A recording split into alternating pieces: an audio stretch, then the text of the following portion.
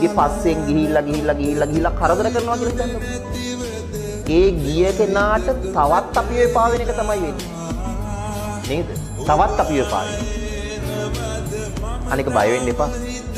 දාලා ගිහිල්ලා තව කෙනෙක් එක්ක එකතු වෙලා, තව කෙනෙකුට දුකක් දීලා තව කෙනෙක් එක්ක එකතු වෙලා සතුටින් හිටපු මිනිස්සු මේ ලෝකේ 1000ට එකක්වත් නේ. දෛවයට බාර දෙන්න, කාලයට බාර දෙන්න, කර්මයට බාර දෙන්න. ඔබේ ජීවිතේ නතර කරපු තැනින් ඉස්සරහට යන්න.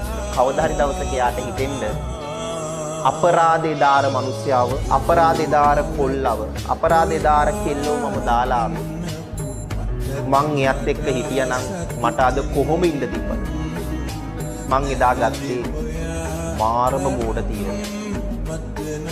එයාව දාලාව කියලා මට වද දුන්නෙත් නෑ. මගේ චරිත නැති කරෙත් නෑ. එයා එයාගේ චරිත නැති කරගත්තෙත් නෑ. හැබැයි මම මගේ ජීවිතේ වරද්දගත්තා. මට මගේ පෞද්ගලික ජීවිතේ එහෙම කියපු ගෑනු ළමෙක් හම්බෙලා තියෙනවා. මට කියන්න. ඔයාලත් ඒ විදිහට වැඩ කරන්න. අනික දාලා ගිය කෙනෙක්ව බලෙන් තියාගන්න හදාගන්න එපා. හිතින් සම්බන්ධකම කැඩුනොත් අත් අල්ලගෙන එකට ඉඳලා වැඩක්